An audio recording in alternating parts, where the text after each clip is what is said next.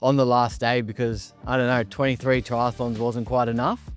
So I didn't think 30 was. So yeah, I decided we'll do a full Ironman to finish off the month. You were working with us and it was to raise awareness and support for men's mental health. I'm the only guy on the bike track riding around and I'm probably looking like an idiot to some people out there, but Was that hard for you to adjust, like getting those messages?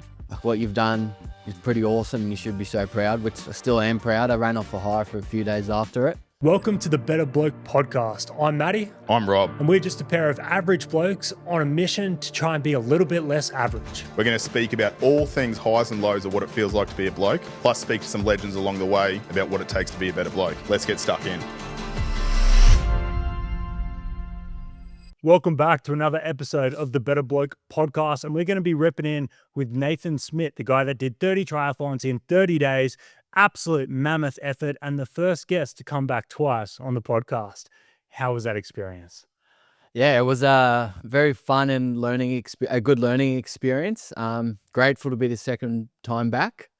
But yeah, the month was awesome and yeah, glad to talk about it today with you. It's very special to have someone back for a second time, and I'm glad it's you. Don't blush. Of all the people, like you're sort of, so for everyone who's sort of tuning in for the first time, Nate is the first person that's done something mammoth for the Better Bloke project. And not only mammoth, like you weren't just happy with the 30 triathlons in 30 days. Yeah. So because you just said 30 triathlons in 30 days. It wasn't that though. That was the initial challenge, and this whole challenge came to an end only a handful of days ago. So I don't know, where should we go? Do you want to tell us how you finished it off? Yeah. That was today's Sunday. It's coming out Wednesday. You finished it 3 days ago, 4 days ago, whatever. How are you feeling? Well, firstly, just want to say thanks to you guys and everyone at Better Blokes for giving me the platform to be able to do this month and the platform to reach out and like put my story out there. But yeah, on Wednesday, the 30th of April, about a week before that, we decided to maybe do an Ironman, full distance Ironman on the last day because, I don't know, 23 triathlons wasn't quite enough. So I didn't think 30 was. So yeah, I decided we'll do a full Ironman to finish off the month. So yeah. You're a nutter. Like Yeah. absolute madman. Which everyone did say. I put a story on, an Instagram story saying, for the last day, should I do just the Olympic distance triathlon, what I was doing, which was a 1.5K swim, 40K bike ride, 10K run, if I should double that distance, or if I should, the third option was doing a half Ironman, which is a 1.9K swim, a 90K bike ride, and then a half marathon. I think that got like 75, 80% of the votes. And then that night, I was laying in bed and I messaged my coach and I was like, why don't we do a full Ironman? And he goes, geez, with like the crazy emoji. And he goes, how's your body feeling? And I said, surprisingly really good. So he's like, if you want to do it, let's do it. And then, yeah, the next day I outvoted everyone and said we're going to do a full Ironman instead. So that's what we done. Yeah, crazy. And like you said, you were dealing with these triathlons reasonably well. So how was the body feeling like day 23? You were almost like in normal condition. The guys the people who haven't listened, the first 2 weeks of the month, I was working and as well completing the triathlons. The first 2 weeks, it was hard. And then by the end of the second week, I could feel my body like I was a bit drained from work and doing the triathlons.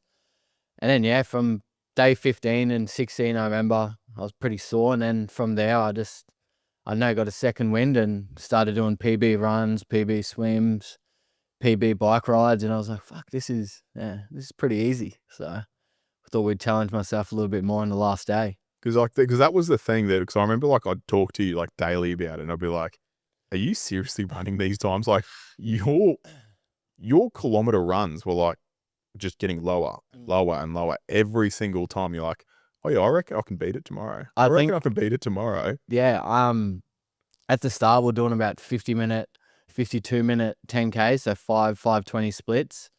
And then before I'd stopped running quick for the Ironman prep, I think I was doing about 46, 47 minutes and it was comfortable. So I think it was a streak there of 4 or 5 days. I did a PB every day, just kept showing up and getting it done. So yeah. Super inspiring. before we go right into the nitty gritty of the Ironman, I want to talk about what you were doing it for. So obviously you were working with us and it was to raise awareness and support for men's mental health. Yep.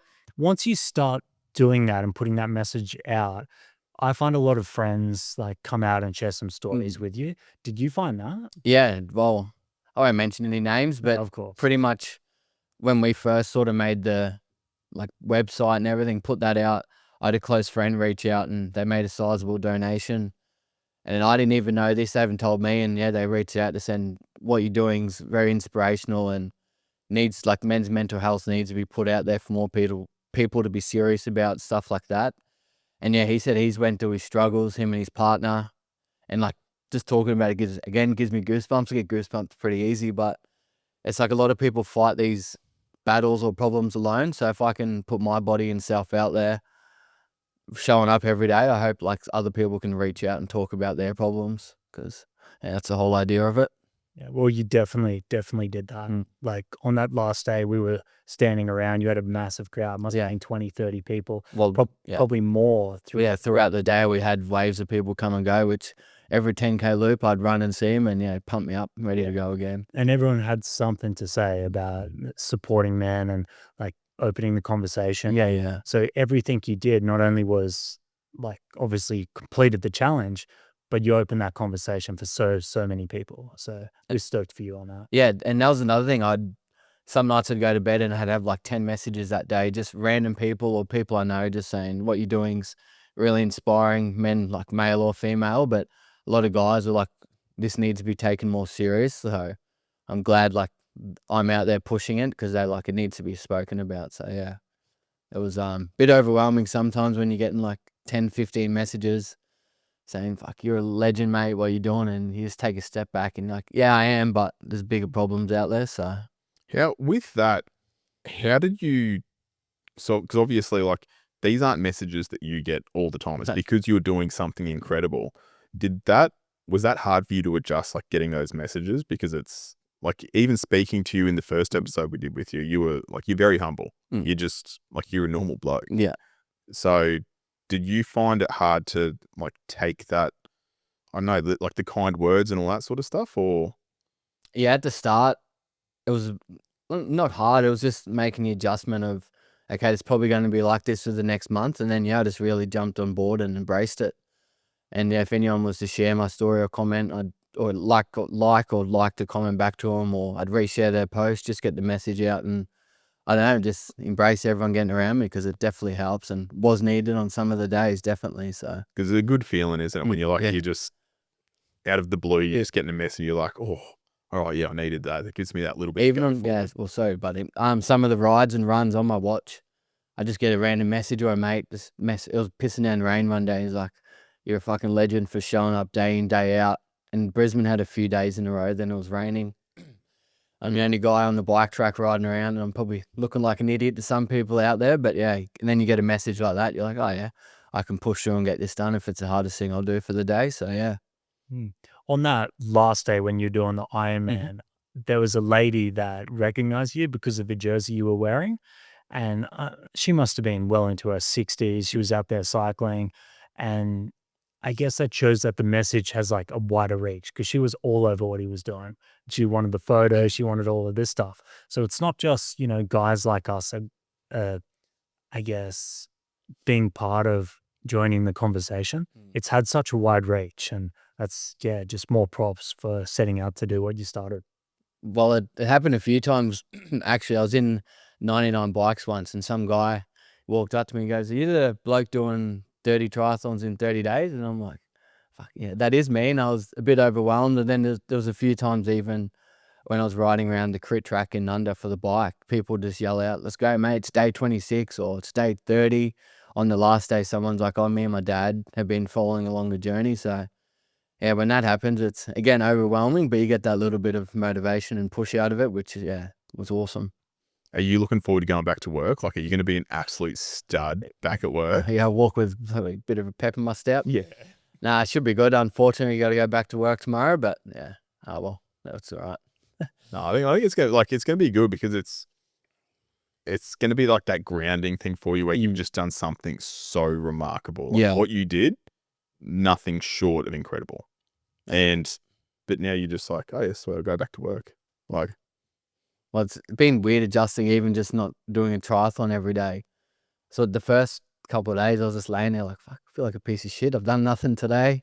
Should probably go for a run, but yeah, I just listened to the body for once, and yeah, I had a few days off. So yeah, have you got plans to get back into training? yeah, definitely. Just once I get first day back at work, I'll get back into the routine of go to gym before work and maybe try to do a bike ride or swim after. So Just like an easy half try or something Yeah. like that. maybe it's 50K bike ride or something. Child's play. Let's jump into the Ironman, because this was probably the bit that tested you physically and mentally Mhm. most. Yep. Talk me through it. How did you find that last day went? How did you go into it? Mhm. At what point did you start going, oh shit? Yeah, so Ironman was the Wednesday morning. We'll do a little recap. I got up at 3:30, aimed to get on the bike track at 4:30. And yeah, set off for a 180K bike ride around a 1.3K track. So it's about 138 laps. So it was a bit mind numbing. Bike ride felt really good for pretty much the whole way. I broke it up into, I think I stopped 3 times just to refuel, fill my water bottles, go to the toilet. I had a few people jump in board. My brother drove down from Harvey Bay. He pretty much drove from Harvey Bay straight onto the bike track. He did some laps with me. Maddie was down there filming, and good seeing someone when you're there, the first one on the track, and by 10 o'clock, you're the only one on the track and you haven't left. And then he did the bike, and I think I got that in 5.5 hours. So I set myself 6 hours to get it completed in, so we smashed that. And then, yeah, I went to the Valley swimming pool to do my 3.8K swim. And I'll just jump in Yeah. quickly, because you jumped off the bike looking like you haven't done the bike. Like, Fresh. I felt it, but yeah. he felt it, like it was a bit in the legs, but you were by no means looking like an exhausted man that's just ridden 180 Ks. So the smiles, the attitude going into this swim was like top tier. Let's go. Which I try to keep. I'm not just putting it on, but that is how I feel most of the time. But we'll speak about it later on the run when I seen Maddie for the last 10K. I didn't want to talk to anyone, didn't even want to look at anyone. I was just in a world of pain, but we'll talk about that later. Yeah, so completed the bike, went home, ate some food, pretty much got changed. And yeah, went to the valley to do a 3.8K swim, middle of the day, so that's always nice and warm. But yeah, split that up into 2 swims, a 2-kilometer swim and then a 1.8K swim. Again, felt really strong. Stopped at 2K, ate some food, had a drink, and then finished the swim. Again, I think I had a bit of pep in my step, felt good. Yep, like you hadn't done anything. Only been slugging away for 8 hours about then. And then we went to my gym, Pinnacle Fitness in Albion, and set off to do 4 10K loops and complete the marathon. So started really strong, and then probably about 21K, I was like, yeah, you're an idiot. You should have just done half Ironman. But hey, I set out and told everyone I was going to do a full to finish. So man of my word. Yeah, when he set off, because he was doing 10K loops, they were talking about the pace they wanted to set. And he wanted to go out in that first 10K at full pace. Like PB pace. Like Close to, yeah. as if he wasn't doing a 40K. Yeah. I think the first K, like the first kilometers of 4:30, which is just stupid. It's like a sprint. Yeah. And then by the end of it, we finished, I think average was 6-minute Ks, but that's across 42, so I was happy with. That's really quick for Yeah. 42, especially after you've just done 180 on a bike and 3.8. And 29 Cool. Olympic distance triathlons Yes. leading up to that.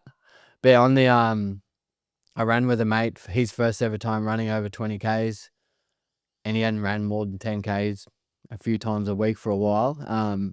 He set off for the marathon with me, and at the 30K mark, we had our friend Sky, she joined in for a half marathon as well. But at the 30K mark, I was just like, fuck, I've been in the hurt locker before, but I was like, yep, I'm back in and we're making some noise. Yeah, the body was sore. My stomach, because I've been eating gels, well, not eating gels, having gels all day. So, and my stomach was a bit iffy, but hey, we got it done. What goes through your head when you get to, so you said it's like the 30 mark. Yeah, it started, I'd say, going downhill at 20. Yeah, from the half marathon, it's, you know. Like that, every other time he'd come in, he'd eat the food, drink, just kind of stretch out. He's good. That time when he came in at the 20K, like he had guys stretch in and like he's changing his shoes and like he's feeling a bit of heat. And then when you stopped at 30, it was worse. Yeah, the half marathon. So I had my coach there and my two guys, mates that owned the gym. They were down there stretching my hips, and I was in the video Maddie put together. I'm laying there like, fuck, this is what the pain feels like. At any point, did you think like that you weren't going to complete it, or No, I would always? I always get it done regardless. If I have to walk, I have to walk. But yeah, at 30K when I come back for that last to set off on the last 10K, I probably had, I think, about 8 to 10 people jump in for the run, which was awesome. But in my head, I'm just like, no one talk to me, please. I'm in the hurt locker here. Can't focus on anything. You just want to get it done. And yeah, that last 10K was a slog Yeah, I caught you maybe like 3Ks to go. Yeah. And like I rolled up. I was on a skateboard so I could film it, and he didn't want a bar of it. Well, yeah, I don't blame you. I don't blame him at all. But I'm like shoving a camera in his face. I'm like, he'll forgive me later. I think there was a bit there. I don't even know what I said, and then I clicked after. I was like, I don't know what I said in that video, but but he set him pace. It was cool. He was at the front, and he had this whole crew of people behind him, sort of like running him home. And yeah, it was good. goosebumps. Yeah, it was awesome. Do you remember when you ran back in? Mm-hmm. Like, what was that sort of feeling of it's done? Yeah, it's done. Like instantly, I was like, thank fuck, today's over. But then once I stopped the watch and like looked at everyone, reflected, gave everyone a hug, it was like, what you've done is pretty awesome and you should be so proud, which I still am proud. I ran off a high for a few days after it. But yeah, finishing it was awesome. And then, as we were saying before, there was about 20, 30 people at my gym who were there to cross the line with me pretty much. And yeah, that was awesome. Forever grateful for them people. So yeah. Emotions during that. So we spoke about this just before, and you mentioned that when you did your first ever Ironman, you were just an emotional wreck after, weren't you? Like everything just came crashing down. But that didn't happen this time? No, it didn't surprise. Leading up to it, when I was thinking what I'm doing, like a week out, and I was like, I'm going to have all my mates there, like family and everything. I was like, I'm going to be a mess. I'm going to bawl my eyes out. But I don't know, that once I finished, I had no emotion. I felt emotionless for a bit. But like looking back at it now, I get so pumped up and like reflecting on it. So, yeah. Have you had time to sort of soak in what it is you've done, and like at any point during, the last 5-6 days since it's finished, has any emotion come over you just of like what you've actually accomplished? Yeah, there was a day, Maddie whipped together a video, and then I had a mate as well who made a longer video, and I watched that the other day, and I don't know, maybe the music choice, but I could feel some tears dropping down. Yeah. I know, just at the end of the video, and I'm like greeted by all my mates, family and everything, giving them a hug. It's like, fuck, it's pretty cool what you've achieved, and to have people like that there with you, it's always good. So, yeah. That's so cool. It's like, you can tell just like, even like you talk about it now, you're just like, yeah, okay, it's like smiling ear to ear. the end of feels, hey. Nah, it's awesome. So with those positive feelings bubbling up, what's next? Have you had a thought about it? Because I know you were thinking about it on the last day of what's coming next. I have thought of things, but nothing's really jumped out, and that's what I want to do. I definitely want to do another something. I don't know what it could be. Could be just a running event, could be a bike, could be a swim. But yeah, there definitely will be something, and yeah, and hopefully you boys will jump on board again and we can go again. Oh, always. I will literally follow you wherever you want to go. Let's go. Anywhere at all. Like, you are just everything that you want in someone doing wild shit. Like, you do it, and you are so positive the whole way through, and you're like, yeah, feeling good about this, feeling good. Even when we spoke about it beforehand, you're like, yeah, it's probably going to be a little bit hard, but like, how hard could it be? I'm like, you're about to do 30 fucking triathlons. It's going to be hard. But even the whole time, you knew that in your head, you're like, we're good, we're good, we're good. So I don't think you're going to find anything that's going to be like that extreme that mentally you don't believe in yourself to do. I just think confidence is key. you're confident in yourself and your ability, like, you can get anything done, really. Do you feel like you got through the challenge easier than you thought? Did you think you were going to have to push harder? To be honest, yeah, 100%. I think if I had to work for the full 30 days, it would have been fucking hard. But because I had the luxury of working the 2 weeks and the rest of the month off, don't get me wrong, it's still hard. And I'm not saying it was easy, but it wasn't as hard as I thought it was going to be. Yeah. I thought really by 2 weeks in, my body would be fucking cooked. I'm 100 kilos, 102 kilos. I'm not really supposed to be doing this every day. So, yeah. Yeah, how's the legs are? Like your knees and your ankles and all that sort of, like everything's sweet. Yeah, didn't even get ballistics. You're a medical mum. Yeah. Study this, man. Yeah. I had shin splints probably 10 to like 12 days in, and they were like making some noise, and I was like, fuck, there's nothing worse. You just take them up. Nah, just wrote it out. Yeah, okay. Rubbed in arthritis cream night, day before I ran, and yeah, just got it done. But I actually seen my physio leading up to it, and we changed my running technique. So I used to be like a heel striker, and it would put a lot of force through my shins, and then we changed to forefoot, and yeah, can't thank him enough, because I think that's the main reason why I got through injury free, touch wood. So yeah. And you were talking shoes as well. Mhm. So during the marathon, you were switching between 2 different kinds of shoes. One maybe for speed, one for comfort. Is that right? Yeah. So I probably started in the wrong ones. I wore the speed ones first. So then I did the first loop, and then I put on the more supportive ones for the 20Ks. For the next 20. And yeah, I finished with the speed ones just to give me that bit of bounce. Because my legs were getting heavy and I was in a bit of a hurt lock, I just didn't want to put as much effort into getting the bounce forward. So Who were they? Just so that next time you're doing some wild. yeah, Asics, reach out, please. There you go. Try with Nathan. Yeah, I've always wore Asics, and yeah, I just had Super Blast and Nova Blast on rotation on the day. So yeah, they helped a lot. Yeah, sick. Well, I don't think you can get a better plug than that. Like, Why wouldn't you want to support me? that's exact. Reach Asics. I just wanted to say a massive thanks as well, because obviously you raise money for everything we're doing here at the project. So it ended up being a bit over $13,000, and that money's gone straight into rolling out our programs. That's our barbecues, events like the stuff we've been doing the last couple of days. We're working on a whole bunch of training programs. So massive thank you from us, because yeah, it's actually going to make a huge difference. Well, hopefully with this potty coming out, we can get a little final push, and Yeah, let's bump it up. Yeah. 20. let's go. I reckon we That's can it. do it. I know that's been something that, like, we've had a few conversations about. You were a little bit bummed because you're like, oh, look, I wanted to hit this target and do this and this and this. Have you come around to everything I said to you? It wasn't about that. It was about like creating an inspirational message. Have you realized that what you have done is well and truly inspirational? Yeah, 100%. It just, I was not disappointed. I understand cost of living and everything's a bit hectic at the moment for some people. I just set a goal, and like I said previously, if I set a goal, I like to achieve it. So I was a bit bummed at the start, but again, take a step back, look at the bigger picture. 14,000, I think it nearly is. That's awesome. And like you said, it's way bigger than that. So You've inspired so many people. So I mean, we can still get to your goal. Yeah. So jump over betterblokeproject.org.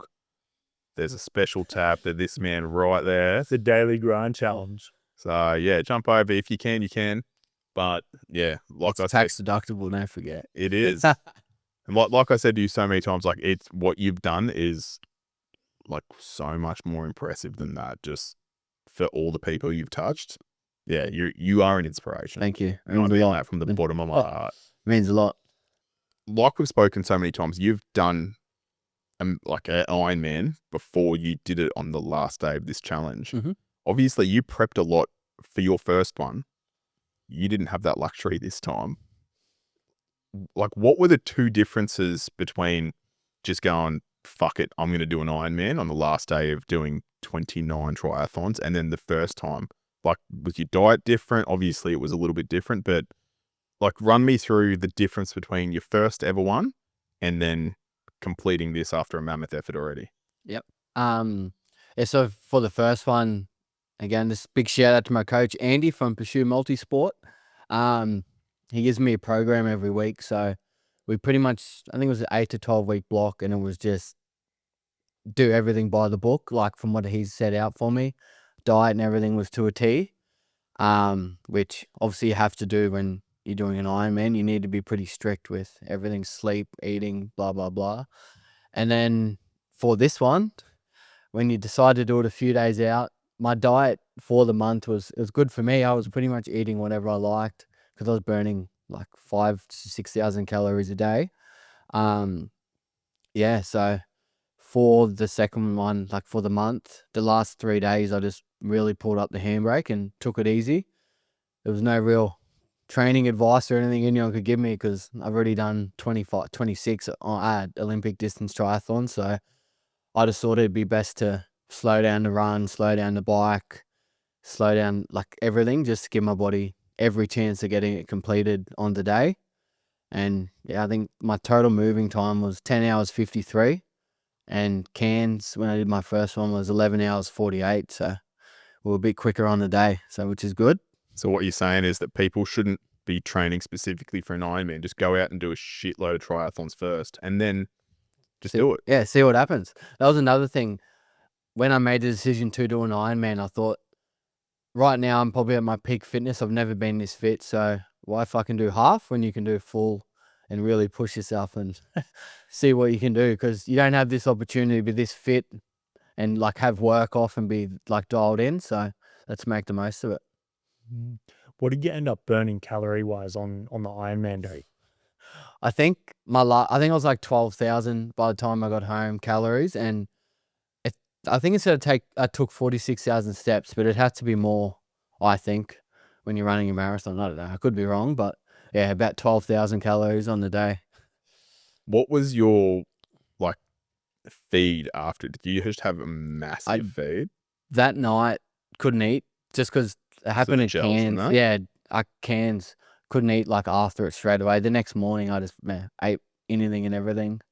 But yeah, I don't know, my stomach, I don't know if it's for everyone, but my stomach's just, I was trying to have, like on the run, my coach was saying, have like flat Coke. So I was shaking it up. And even then, my stomach just couldn't handle it. So I didn't even attempt to eat any food because I didn't eat anything from like the half marathon. So I just listened to my body for once. When he said he was emotionless after the run, like he really came back, and there was talks of maybe going to get some beers, having a little thing. No beers, no food. Didn't want a bar of anything. Like his body was just like that physically exhausted and just drained that you couldn't. Yeah, I just sat down and pretty much just sat there. It was me and Maddie and my brother left. And my brother, he was keen. Well, some of the boys they were keen for beers. I was like, oh, can't be fucked. And then Mitchell, my brother, he's like, oh, should we? And I'm like, nah. And then we just sat there probably for 15, 20 minutes. And I just sat there on my phone, just scrolling, thanking everyone. And then I wobbled to the car and yeah, went home. So that was it. I did speak to, I think it was your coach, or it could have been one of the other boys, and they were telling me about the psychological toll doing these extreme feats of exertion does. It's kind of like going to war. You can get through it in the moment, but when you get out of it, your body almost goes into a state of shock because it's like, I'm safe again or whatever. And you go into this weird sort of psychological realm where your body just doesn't act normal because it's had to deal with such output. Yeah, well, being on your feet for 11 hours. Well, not on your feet, but being active for 11 hours, you're pretty drained, and obviously a lot of emotion leading up to it. So probably a bit of an emotion overload, and then you just stop and you finish and you're like, oh, okay, I can relax now. So yeah, that happened. What was the recovery like after? Because it's like you said the day after, you were all good. Yeah, I was sore, but not sorer than I was some of the days after doing like the Olympic distance. But then the second day, so on Friday, fuck, I was sore. I got out of bed, felt so old. I was everything, legs, back, traps, that was all sore. And yeah, I just had an easy day, went to gym, did a bit of rolling out, put on my recovery boots, and yeah, just really took it easy. And yeah, the next day I was still a bit sore, and then after that I've been fine. So itching to get back out there and do something. Just a sucker for Mm, punishment, yeah. aren't you?